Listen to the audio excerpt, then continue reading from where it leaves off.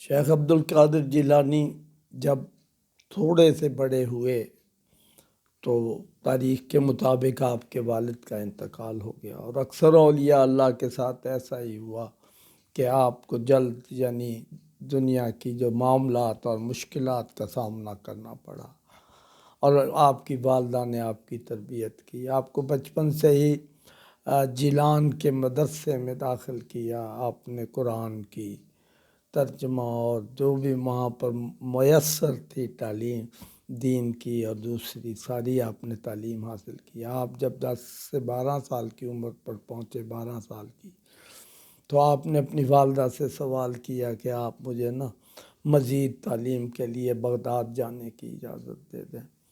تو آپ کی والدہ نے بڑی اس کے ساتھ کہ عبد القادر اب میں شاید تجھے زندگی میں نہ دیکھ سکوں، ان الفاظ کے ساتھ آپ کی جو آپ کو ایک صدری پہنتے تھے اندر سردی کی بچاؤ کے لیے، اس میں 40 دینار سی دیے تاکہ ان کو وہاں پر کام دیں دوران تعلیم۔ تو جب آپ سفر کر رہے تھے تو وہاں پر ڈاکوؤں نے اس قافلے کو لوٹ لیا، سب اسباب لوٹ لیا۔ جب اس سے پوچھا بچے سے کہ تیرے پاس بھی کچھ ہے، تو اس نے کہا ہاں میرے پاس 40 دینار ہیں۔ تو انہوں نے اس کی تلاشی لی لیکن وہ نہ ملے، نہ سامان میں نہ اس کے کپڑوں میں۔ تو انہوں نے کہا، پھر پوچھا، انہوں نے کہا ہاں میرے پاس 40 دینار ہیں۔ تو وہ پریشان ہو گئے، وہ اس کو اس بچے کو، شیخ عبد القادر جو تھے، ان کو اپنے سردار کے پاس لے کے کہیں گے یہ بچہ بار بار کہتا ہے کہ میرے پاس 40 دینار ہیں، لیکن ہم نے اس کا سامان اور سارے کپڑے تلاشی لے لی، کہیں نہیں ملے۔ تو اس سردار نے پوچھا بیٹا تمہارے پاس اگر پیسے ہیں تو کہاں ہیں؟ تو اس نے کہا وہ پیسے میری ماں نے میری یہ صدری میں سی دی ہے جو آپ اندر پہنے ہوئے تھے۔ تو جب صدری کو کھولا گیا تو اس میں سے 40 دینار نکل آئے۔ وہ ڈاکو حیران ہو گیا، مسلمان تو تھے وہ بنیادی طور پہ۔ اس کے دل میں خیال آیا کہ کہنے لگا کہ بچے اگر تو نہ بھی بتاتا تو یہ تیرے پیسے بچ جاتے، تیرے لیے کام دیتے، تو نے کیوں ہمیں بتایا؟ اس نے کہا کہ میں نے اپنی ماں سے وعدہ کیا تھا کہ میں جھوٹ نہیں بولوں گا، لہٰذا میں اس وعدے کے خلاف۔ تو نے پوچھا، انہوں نے پوچھا کہ ہیں، میں نے کہا ہیں۔ تو نے پوچھا کہاں ہیں، میں نے کہا میری صدری میں ہے۔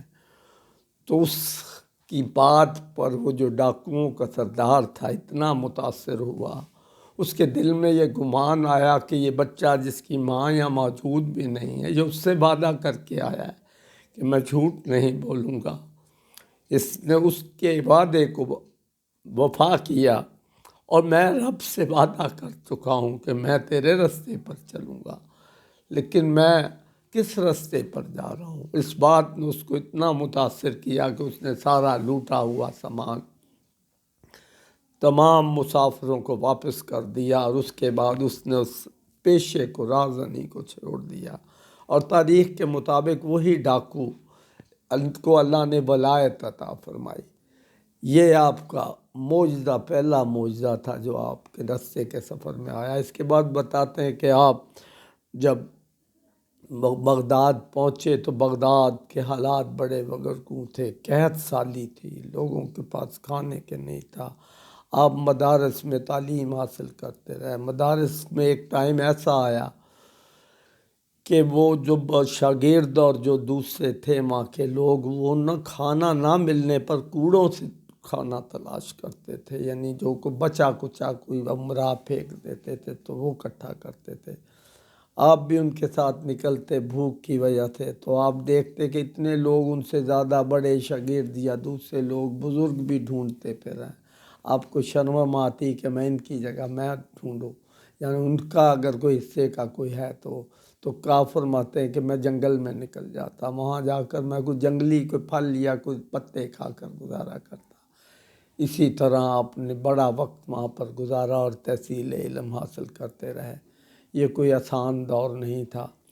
اور آپ ایک دفعہ کا ذکر ہے کہ آپ بتاتے ہیں کہ میں بھوک کی شدت کی وجہ سے مسجد جو تھی جہاں میں پڑھتا تھا مدرسے کے ساتھ، بتاب لیٹا ہوا تھا، میں نے دیکھا ایک شخص آیا، اس کے پاس ایک مچھلی کا ٹکڑا اور 2 روٹیاں تھیں، نان تھے، اس نے وہیں میرے پاس رکھ کے کھانا شروع کر دیا۔ میری بھوک کی انتہا تھی، میرے دل میں خواہش پیدا ہوئی کہ شخص مجھے دعوت دے کہ تم بھی کھا لو، تو ایسا ہی ہوا۔ اس شخص نے مجھے کہا کہ جوان تم بھی آ کے میرے ساتھ کھا لو، تو آپ فرماتے کہ میں نے بلا تکلف اس کے ساتھ بیٹھ کے 1 روٹی کھائی، اور جو اس نے مجھے ٹکڑا دیا تھا بچا ہوا وہ میں نے کھا لیا۔ اس کے بعد اس شخص نے مجھ سے پوچھا کہ یار میں نا جیلان سے آ رہا ہوں اور ایک لڑکے کی جوان کی مجھے تلاش ہے۔ اس نے پوچھا انہوں نے کہ اس کا نام کیا ہے، تو انہوں نے کہا اس کا نام عبد القادر ہے، جو جیلان سے یہاں تعلیم حاصل کرنا آیا ہے۔ تو وہ رو پڑا، وہ شخص کہنے لگا میں جیلان سے آیا ہوں، تیری ماں نے مجھے جو پیسے دیے تھے وہ میرا خرچہ ختم ہو گیا تجھے ڈھونڈتے ڈھونڈتے، آج مجبوراً بھوک کی شدت اتنی تھی کہ میں نے تیرے پیسوں میں سے وہ 2 نان اور 1 مچھلی کا ٹکڑا خریدا تھا، اور وہ مجھے معاف کر دے کہ میں نے تیرے حصے کے نان میں سے کھایا۔ آپ نے فرمایا کہ نہیں، وہ تیری ہی قسمت کا تھا اور مجھے اس میں کوئی اعتراض نہیں۔ اسی طرح اس نے ان سے پیسے لے کے کچھ اس کو دیے کیونکہ وہ بھی بھوکا تھا، اور اس کے بعد بتاتے ہیں کہ آپ نے سارے وہ پیسے ان سب غرباء میں تقسیم کر لیے جو اس وقت اس مدرسے میں پڑھتے تھے یا جو لوگ غریب تھے، اور ان کے ساتھ ہی جیسے جتنے بھی دن گزارا کیا۔ یہ آپ کے وہ احوال ہیں جو آپ نے زندگی میں دوران تعلیم بغداد میں ان کے ساتھ ہوا۔